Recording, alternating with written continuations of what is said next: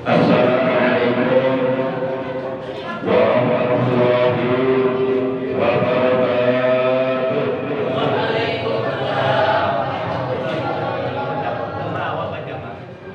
A'udzu billahi minasy syaithanir rajim. Bismillahirrahmanirrahim. Alhamdulillahi wakafa. Wassalatu wassalamu ala sayyidina Muhammadil Mustafa wa ala alihi wa ashabihi ahli sidqi wal wafa. Amma ba'd. Asyhadu an la ilaha illallah wa asyhadu anna sayyidana Muhammadan abduhu wa rasuluh.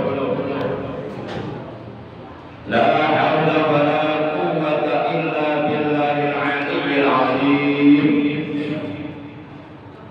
Qala ta'ala azza wa jalla fi kitabihil karim wa huwa asdaqul qailin. A'udzu billahi minasy syaithanir rajim. Bismillahirrahmanirrahim. Utlu ma uhiya ilaika minal kitab wa aqimis shalah innas salata tanha 'anil fahsya'i wal munkar wa la dzikrullahi akbar wallahu ya'lamu ma tasna'un. Wa qala nabiyuna sayyiduna Muhammadun sallallahu alaihi wasallam innama masalus salati fid din kama salirasi fil jasad. Sadaqallahu maulana al-azimul karim wa sadaqa rasuluhun nabiyul habibul karim wa nahnu ala dhalika minasyahidin wasyakirin walhamdulillahi rabbil alamin. Ma'asyiral muslimin, saudaraku sekalian, segenap jamaah pengajian rutin malam Kamis ba'da maghrib Masjid Jami' Al-Mubarakah Kampung Setu, Desa Sintamulya, Cibarusah, Bekasi, bil khusus yang al-fakir hormati para tuan-tuan guru, para asatidz, para sesepuh, para tokoh agama, tokoh masyarakat, aparatur pemerintahan desa setempat, juga yang al-fakir hormati bapak-bapak, para pemuda, para remaja, anak-anak generasi penerus, tulang punggung agama bangsa dan negara yang seluruhnya tanpa disebutkan namanya satu persatu, dengan tidak mengurangi rasa hormat al-fakir kepada seluruh jamaah pengajian rutin yang dimuliakan oleh Allah. Yang al-fakir hormati rahimakumullah wa hadakumullah wa hafizakumullah. Segala puji hanya hak Allah. Hanya Allah yang berhak untuk dipuji. Karena Allah Maha terpuji. Allah lah yang memiliki segala pujian.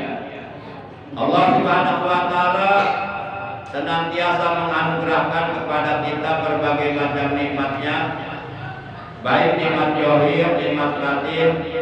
Alhamdulillah, bersyukur kita kepada Allah bahwa kita oleh Allah masih diberi nikmat umur, nikmat sehat, juga nikmat-nikmat yang lainnya, terutama nikmat iman, Islam dan ihsan, juga nikmat ilmu yang bermanfaat untuk menyempurnakan ibadah kita kepada Allah. Sehingga pada malam ini, malam Kamis memasuki malam tanggal 19 di bulan Rajab tahun 1438 1447 Hijriah, bertepatan dengan tanggal 7 ya. 7 ya. Tanggal 7 di bulan Januari tahun baru Masehi 2026. Alhamdulillah, dengan pertolongan Allah dan dengan berbagai macam nikmat yang telah dianugerahkan oleh Allah kepada kita, malam ini kita bisa kembali duduk berkumpul bersama-sama, bermuwajahah, bersilaturahim di majlis ilmu yang mulia ini, di Masjid Al-Mubarakah yang kita cintai ini. Semata-mata kita duduk di sini niat menjalankan perintah Allah dan Rasulnya, niat menggugurkan kewajiban thalabul ilmi, niat iktikaf, niat menunggu datangnya waktu sholat isya dengan berjamaah, niat silaturahim, niat memakmurkan masjid, niat memakmurkan majelis ilmu, niat mensiarkan ajaran Islam yang telah diajarkan oleh Nabi kita, niat mengagungkan, menghidupkan ajaran Islam, sekaligus niat mempertahankan ajaran Islam. Mudah-mudahan kita semua yang hadir, juga keluarga kita, istri kita, anak-anak kita, ponakan-ponakan kita, saudara-saudara kita, semoga oleh Allah selalu diberi kesehatan dengan kesehatan yang barokah untuk kelancaran ibadah kita kepada Allah, dan semoga segala urusan kita, baik urusan dunia, terlebih-lebih urusan akhirat, urusan ibadah, semoga oleh Allah diberikan kelancaran, kemudahan, selalu berada dalam pertolongan Allah, dimudahkan rezeki kita dengan rezeki yang halal, yang banyak, yang barokah, untuk menunjang kelancaran ibadah kita kepada Allah dan untuk mensiarkan agama Allah. Dan semoga kita semua nanti manakala ajal datang, semoga meninggal dunia nanti dalam keadaan husnul khatimah. Amin ya Allah ya rabbal alamin. Shalawat teriring salam semoga tetap dilimpahkan selalu atas panutan alam yang mulia, panutan kita, baginda tercinta Nabi Agung Nabiullah Muhammad sallallahu alaihi wasallam, beserta seluruh keluarga beliau, para sahabat beliau, dan seluruh pengikut beliau, yang mudah-mudahan kelak di hari kiamat kita, keluarga kita, saudara-saudara kita, keturunan kita semuanya mendapatkan syafaat berjemaah dari beliau, mendapatkan air telaga beliau, dikumpulkan bersama rombongan para nabi, para siddiqin, para syuhada, para sholihin, para kekasihnya Allah, di bawah arasnya Allah, dalam keadaan aman, dalam keadaan selamat, dalam keadaan bahagia, dalam keadaan sejahtera. Amin ya Allah ya rabbal alamin. Baiklah para jamaah yang dimuliakan oleh Allah Subhanahu wa taala, mari kita awali taklim rutin kita pada malam ini, merupakan taklim rutin pertemuan yang ke-480. Sebagaimana biasa, taklim rutin kita selalu diawali dengan melakukan 3 hal, yaitu dengan pembacaan Ummul Quran, dengan pembacaan sholawat kepada Nabi walaupun singkat sebagai tanda cinta kita kepada Nabi, dan dengan mengistiqomahkan zikir jalalah yang pahalanya dari bacaan-bacaan tersebut kita hadiahkan untuk seluruh ahli kubur keluarga kita, terutama untuk kedua orang tua kita, guru-guru kita, para sepupu kita, dan saudara-saudara kita, anak cucu kita, ponakan kita. Bidil ganiyatil Fatihah. A'udzu billahi minasyaitonir rajim. Bismillahirrahmanirrahim. Alhamdulillahi rabbil alamin. Ar-Rahmanir Rahim. Maliki yaumiddin. Iyyaka na'budu wa iyyaka nasta'in. Ihdinas siratal mustaqim. Siratal ladzina an'amta 'alaihim ghairil maghdubi 'alaihim waladdallin.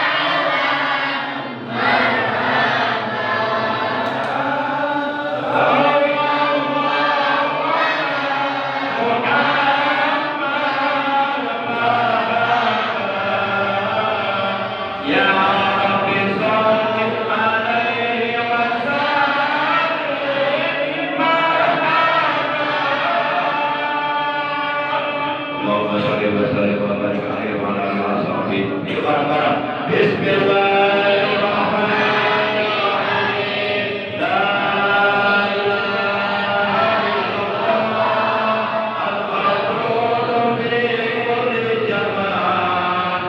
La ilaha illallah al-ma'budu fi kulli makan. La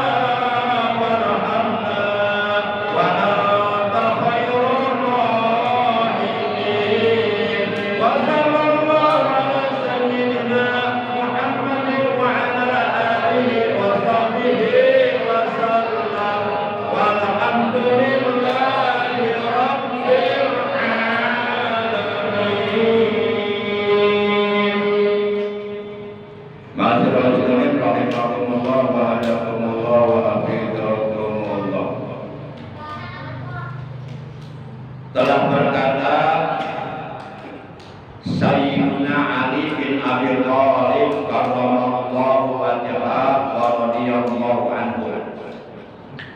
Kata beliau, man kana fi talabil ilmi kanatil jannatu fi talabihi wa man kana fi talabil maksiyati kanatin naru fi talabihi. Baik, keterangan dari Sayyidina Ali bin Abi Thalib tersebut kita artikan.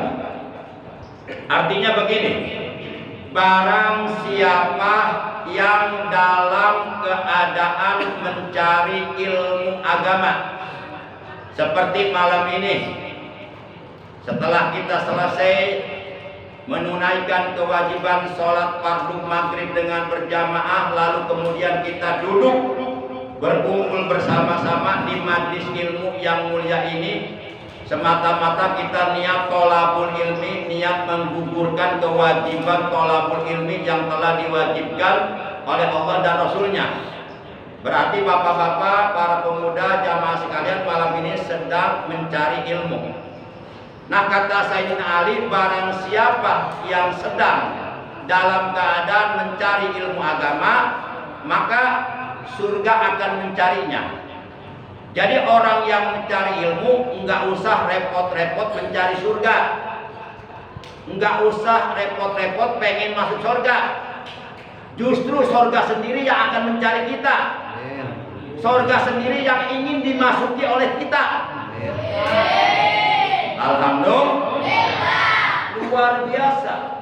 Orang-orang mah mencari surga, kita malah dicari oleh surga. Dan sebaliknya, maka beruntunglah orang-orang yang istiqomah dalam mencari ilmu. Cuma kalau mencari ilmu, cari guru yang benar. Jangan guru yang mengajarkan ilmu tapi ada tendensi yang bersifat duniawi, ingin mencari kekayaan dunia.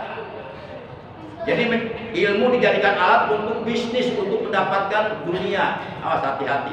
Sekarang banyak yang seperti itu, hati-hati. Dibungkusnya dengan bungkus majlis ilmu, majlis zikir, tapi isinya mencari keuntungan, isinya bisnis, mencari dunia. Hati-hati. Para jamaah yang dimuliakan oleh Allah Subhanahu wa taala. Sebaliknya, wa man kana fi talabil maksiati kanatin naru fi talabihi. Dan barang siapa yang mencari maksiat, maksudnya Barang siapa yang keluar dari rumahnya untuk melakukan perbuatan maksiat, untuk melakukan perbuatan dosa, untuk melakukan perbuatan yang dilarang oleh Allah, kanatin naru fi talabihi, maka ia akan dicari oleh neraka. Jadi kalau kita mencari ilmu, surga mencari kita. Kalau kita mencari perbuatan maksiat, maka neraka mencari kita. Nah, jadi bagusan mencari ilmu apa bagusan mencari perbuatan maksiat? Jadi orang yang istiqomah mencari ilmu nggak usah repot-repot pengen masuk surga. Surga lah yang ingin dimasuki oleh kita. Alhamdulillah.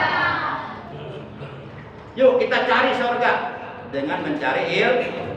Barang siapa yang melangkahkan kedua telapak kakinya menuju suatu tempat, menuju majlis ilmu, menuju majlis taklim, duduk di situ mencari ilmu semata-mata karena Allah, mengharap ridho Allah, maka di akhirat nanti Allah akan memudahkan baginya jalan menuju ke surga.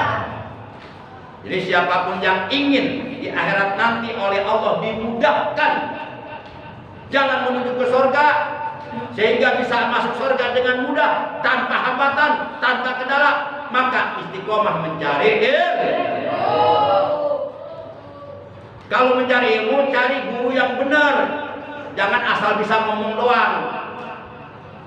Begitu disuruh baca kitab gundul, banyak yang salah ikrobannya, nggak ngerti ilmu nahwu sorobnya. Para jamaah yang dimuliakan oleh Allah Subhanahu wa ta'ala, kita sering berdoa dan memang kita diperintahkan oleh Allah untuk berdoa dengan doa, ya Allah, sesungguhnya kami mohon keridhoan-Mu dan mohon surga-Mu, dan kami berlindung kepadamu ya Allah dari kemurkaan-Mu dan dari siksa neraka. Itu doa yang biasa kita baca, terutama nanti di bulan suci Ramadan, menjelang berbuka puasa di waktu maghrib, kita disunahkan membaca asyhadu an la ilaha illallah, astagfirullah,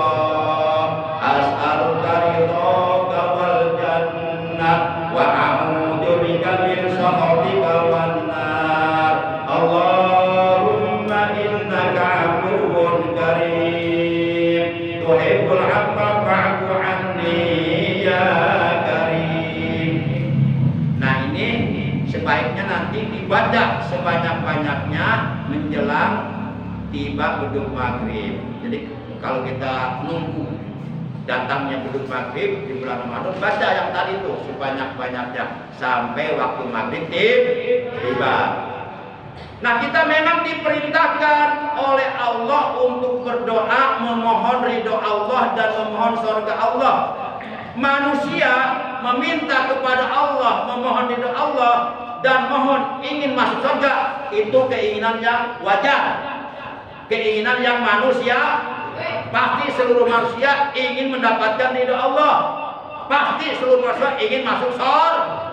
Pasti seluruh manusia tidak ingin dimurkai oleh Allah. Pasti seluruh manusia tidak ingin oleh Allah dimasukkan ke dalam neraka.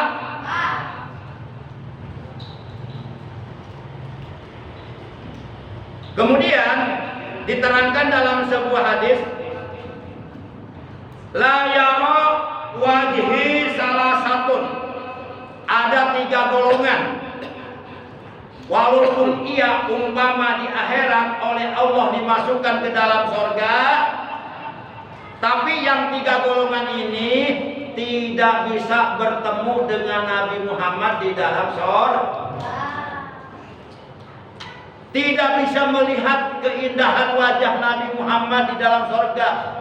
Karena surga itu ada tingkatannya. Ada surga Aden, surga Naim, Jannatul surga Ma'wa, ada lagi surga Firdaus. Nah, Nabi Muhammad itu oleh Allah ditempatkan di surga tingkatan yang paling tinggi. Walaupun kita masuk surga belum tentu ketemu Nabi. Ada 3 golongan. yang tidak akan ketemu Nabi, yang tidak akan melihat wajah Nabi di dalam sorga. Padahal salah satu di antara nikmat sorga yang paling besar, yang pertama kita bisa melihat wajah Allah. Jauh, itu nikmat sorga yang paling agung. Kalau kita sudah bertemu dengan Allah, udah nikmat sorga yang lainnya yang begitu hebat, gak ada apa-apanya. Diibaratkan kita ya melakukan perjalanan jauh, kehujanan, kepanasan, naik gunung, turun gunung. Begitu ketemu pacar kita, seneng nggak? Itu capek hilang semua nggak? Nah, ibarat kayak gitu. Kita di dunia banting tulang, peras keringat, hujan ibadah, kepanasan ibadah. Begitu masuk surga ketemu Allah, seneng nggak? Nah, ibarat begitu. Capek kita di dunia ibadah, nggak ada apa-apa, hilang semua. Begitu nikmat melihat wajah Allah. Nah, yang kedua, termasuk nikmat surga yang paling besar adalah bertemu melihat wajah Nabi Muhammad Sallallahu Alaihi Wasallam. Ajaran Islam yang selama ini kita amalkan, yang dibawa oleh beliau, kita di surga ketemu beliau, itu nikmat. Makanya sampai ada seorang sahabat namanya Rabi'ah bin Malik al-Aslami radhiyallahu ta'ala anhu, ia berkata, qala lin nabiyyu sallallahu alaihi wasallam sal. Kata Rabi'ah bin Malik al-Aslami radhiyallahu ta'ala anhu, ia mengatakan bahwa Nabi Muhammad sallallahu alaihi wasallam bersabda kepadaku. Kata Rabi'ah, kata Nabi begini, sal, mintalah kamu, hei Rabi'ah bin Malik al-Aslami, mintalah kepadaku. Kemudian Rabi'ah bin Malik al-Aslami mengatakan, as'aluka murafaqataka fil jannah. Wahai Rasulullah, aku memohon kepadamu ya Rasul, agar aku dapat bersamamu, menemanimu di dalam sorga. Ternyata permintaan Rabi'ah bin Malik al-Aslami cuma satu, ingin bertemu Nabi di dalam sorga. Ini keterangan ada dalam hadis sahih riwayat Imam Muslim. Yang hafal hadisnya pasti tahu, yang nggak hafal hadisnya pasti nggak tahu. Bener kan? Tapi kebanyakan nggak hafal hadisnya ini. Coba santai satu-satu nih. Wah, pasti banyak yang nggak hafal ini. Udah ketebak sama saya, udah ketahuan. Udah diteropong, udah pakai mata batin, udah. Para jamaah yang dimuliakan oleh Allah Subhanahu wa taala. Kemudian Rasulullah bersabda lagi kepada siapa tadi? Rabi'ah bin Malik al-Aslami. Kata Rasulullah begini, "Au ghairu dzalik, wahai Rabi'ah, adakah permintaan selain itu? Barangkali mau minta yang lainnya gitu," kata Nabi. Cuma Rasulullah bahasanya begini, "Au ghairu dzalik, wahai Rabi'ah, adakah permintaanmu selain itu?" Rabi'ah menjawab begini, "Huwajah, itu saja ya Rasul permintaanku. Permintaanku cuma satu, aku ingin bertemu engkau di dalam surga. Jangan sampai aku masuk surga tapi nggak ketemumu di dalam surga. Aku sangat ingin bertemu engkau di dalam surga. Itu aja permintaanku." Akhirnya Rasulullah bersabda kepada Rabi'ah bin Malik al-Aslami. Kata Rasulullah begini, "Fa'inni ala nafsika bikasrati sujud." Maka kalau begitu, bantulah aku wahai Rabi'ah. Tolonglah aku wahai Rabi'ah untuk membantu permintaanmu dengan banyak bersujud. Maksudnya bikasrati sholatin nawafil, dengan memperbanyak sholat sunnah. Nah, itu jawaban Rasul. Jadi begini, maksud Rasulullah begini, wahai Rabi'ah bin Malik al-Aslami, kalau engkau benar-benar ingin ketemu denganku di sorga nanti, maka perbanyaklah sholat sunnah, perbanyaklah sujud kepada Allah di dalam sholat sunnah. Makanya kalau bapak-bapak bangun tengah malam minimal paling tidak sekurang-kurangnya sholat sunnah jangan kurang dari 11 rakaat. Sebagaimana yang sudah saya sampaikan dulu, 2 rakaat sholat wudu, 2 rakaat sholat taubat, 2 rakaat sholat tahajud, 2 rakaat sholat hajat, 3 rakaat sholat witir. 11 rakaat, setiap rakaat sujudnya 2 kali. Berarti dalam 11 rakaat kita telah bersujud kepada Allah di tengah malam sebanyak 2 kali 11, 22 kali. Perbanyak sujud kata Rasulullah jika engkau ingin bertemu denganku nanti di dalam surga. Maksudnya perbanyak sholat sunnah. Kita boro-boro sholat tahajud. Qobliyah ba'diyah aja banyak yang ditinggalkan. Qobliyah subuh 2 rakaat malah datang sholat subuhnya kesiangan. Boro-boro qobliyah subuhnya. Padahal rakaatul fajri khairum minad dunya wa ma fiha. 2 rakaat qobliyah subuh itu pahalanya jauh lebih baik daripada dunia beserta seluruh isinya. Dunia beserta seluruh isinya ini tidak ada apa-apanya dibandingkan dengan pahala qobliyah subuh 2 rakaat.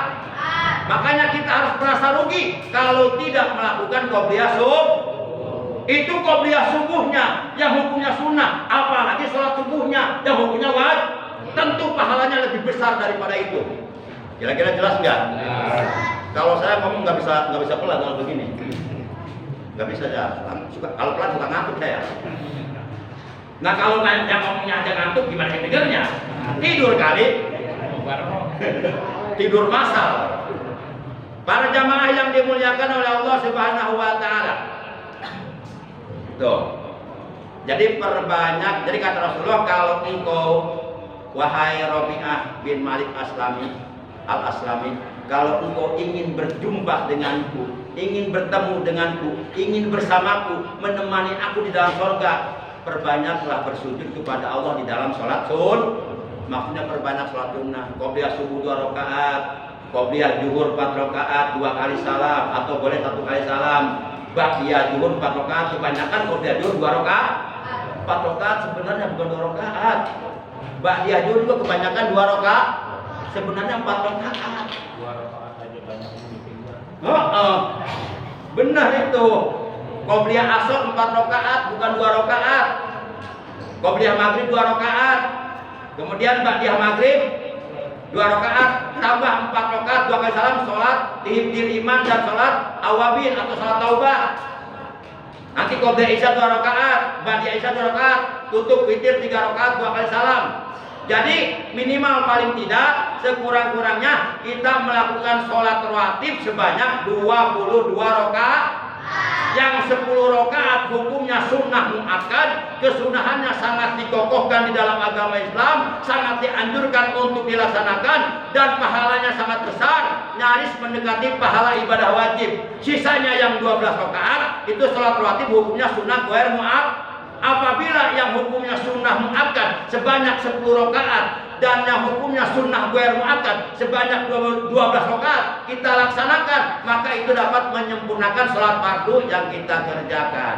Sempurnakanlah sholat fardu yang kalian kerjakan dengan cara melakukan qobliyah dan nanti sholat yang kita kerjakan, sholat fardu yang kita kerjakan selama kita hidup dalam dunia, di hari kiamat akan dihisab, akan diperiksa. Kata Allah, unjuru fi sholati abdi. Hai para malaikat, periksa sholat hamba-hambaku. Apabila sholatnya sempurna, maka aku terima dan aku berikan balasan pahalanya. Dan akan aku periksa amal ibadah yang lainnya setelah sholatnya aku terima. Tapi kalau sholatnya diterima, ibadah-ibadah yang lainnya menjadi sia-sia, tidak diperiksa oleh Allah, dianggap tidak ada. Nah, kemudian apabila sholat kita diperiksa ternyata banyak kekurangannya, kurang khusyuk, kurang ikhlas, kurang benar, kurang fasih bacaannya, kurang tepat waktunya dan sebagainya. Kemudian malaikat lapor, ya Allah, si hamba, si fulan bin fulan sholatnya seperti ini, banyak kekurangannya. Bagaimana ini? Bentar, coba periksa lagi. Adakah dia melakukan qobliyah dan ba'diyah? Diperiksa dalam buku catatan, ternyata qobliyah ba'diyahnya dikerjakan. Akhirnya kata Allah, sempurnakan sholat fardu yang banyak kekurangannya dengan sebab ia melakukan sholat qobliyah Jelas kira-kira? Nah, para jamaah yang dimuliakan oleh Allah Subhanahu wa taala. Kita kalau makan pengen sempurna, apa cukup nasi doang? Kita makan nasi doang sama sambal goang, itu disebut makan enggak? Tetap disebut makan. Karena ada nasi makanan pokok, tapi makannya sempurna enggak? Nah, kalau pengen sempurna, ada sopnya, ada satenya, ada lalabannya, ada rendangnya, ada opornya, kan? Ada mungkin tangkilnya, ya, ada buah-buahannya, ada minumannya, susu, baru sempurna. Nah, kalau urusan isi perut saja kita pengen sempurna, masa urusan ibadah kita nggak mau sempurna? Para jamaah yang dimuliakan oleh Allah Subhanahu wa Ta'ala, sempurnakanlah sholat fardu yang kita kerjakan dengan cara jangan meninggalkan sholat qobliyah ba'diyah. Jadi ada 3 golongan yang di dalam surga nanti tidak akan bertemu Nabi walaupun dia masuk surga. Pertama, aqul walidaini, orang yang durhaka kepada orang tuanya. Kategori orang tua menurut agama ada 4 golongan, di mana yang 4 golongan ini empat-empatnya mempunyai hak yang sama untuk kita hormati, untuk kita muliakan, untuk kita taati perintahnya sepanjang perintahnya tidak bertentangan dengan larangan Allah. Yang 4 golongan yang harus kita hormati, pertama ayah anda kita, ibunda kita di rumah. Yang kedua guru-guru kita yang memberi kita ilmu agama, yang memberi kita santapan rohani, itu kedudukannya sama seperti orang tua kita di rumah. Kalau orang tua kita di rumah yang memberi kita santapan jasman, tapi guru-guru kita yang memberi kita santapan rohani, sehingga kita menjadi orang berilmu. Yang ketiga, siapapun yang usianya di atas kita, para sesepuh, mereka harus diperlakukan seperti orang tua kita sendiri. Artinya kita tidak boleh berbuat durhaka sama mereka. Dan yang keempat, suami bagi istri. Makanya murid diharamkan oleh Allah mendapatkan ilmu yang manfaat, diharamkan oleh Allah mendapatkan keberkahan oleh ilmu apabila murid tersebut berbuat durhaka kepada guru, menyakiti hati gurunya. Murid yang baik adalah murid yang selalu merasakan apa yang dirasakan oleh gurunya. Ketika gurunya dihina, dia merasa terhina. Ketika gurunya dikecewakan, dia merasa kecewa. Itu murid yang baik, murid yang setia kepada guru. Ketika gurunya dicaci maki, dia merasa sedih. Ketika gurunya prihatin, dia ikut merasa prihatin. Ketika gurunya dirundung kesedihan, dia ikut merasa sedih. Itu murid yang setia, selalu ikut merasakan apa yang dirasakan oleh guru. Allah mengharamkan ilmu yang manfaat, Allah mengharamkan keberkahan ilmu bagi murid yang durhaka sama gurunya. Kok kita ngaji sama guru kita, tapi kita menjelek-jelekan guru kita? Nggak akan dapat ilmu itu. Haram, Allah haramkan ilmu yang manfaat untuknya. Nauzubillah min. Demikian para jemaah, itu keterangan ada dalam kitab Ta'limul Ta'lim. Man aja ustadahu faqad haramallahu alaihi barakatal ilmi. Barang siapa yang menyakiti hati gurunya, maka sungguh Allah benar-benar akan mengharamkan kepadanya keberkahan ilmu yang tidak berkah, akan menyeret dia masuk ke neraka. Nauzubillah min. Buat apa kita cari ilmu kalau kita berbuat durhaka sama guru kita? Nauzubillah min dzalik. Para jamaah yang dimuliakan oleh Allah. Itu yang pertama, orang yang durhaka kepada orang tua. Yang kedua, tariku sunati, orang yang meninggalkan sunnahku, orang yang meninggalkan sunnah Rasulullah, itu tidak akan bertemu dengan Rasul surga. Golongan yang ketiga yang tidak akan bertemu dengan Rasulullah di surga adalah manjuk itu indahu falam yusolli alayya, adalah orang yang ketika namaku, kata Rasulullah, disebut di dekatnya, ia mendengar namaku disebut, falam yusolli alayya, akan tetapi ia tidak bersalawat kepadaku. Itu 3 golongan, la yara wajhi salah satu. Ada 3 golongan yang tidak akan melihat wajahku, tidak akan bertemu denganku di dalam surga. Yang pertama tadi, aqul walidaini, orang yang durhaka kepada orang tua. Termasuk kategori orang tua adalah guru. Ridho Allah terletak pada ridho kedua orang tua. Allah akan ridho kepada kita apabila orang tua kita ridho kepada kita. Itu bagi anak-anak. Tapi bagi istri, ridhonya ada di suaminya. Allah akan ridho kepada seorang istri manakala suaminya ridho kepadanya. Tapi bagi murid, ridhonya ada di gurunya. Allah akan ridho kepada seorang murid manakala gurunya ridho kepadanya. Kira-kira jelas nggak nih? Nah, kemudian yang ketiga siapa? Yang kedua, tariku sunnati, orang yang meninggalkan sunnah Rasulullah. Yang keempat, orang yang ketika mendengar nama Nabi menenggai orang moco sholawat Nabi Muhammad SAW. Diam saja, tidak bersolawat kepada Nabi padahal mendengar nama Nabi disebut. Shollu ala Muhammad.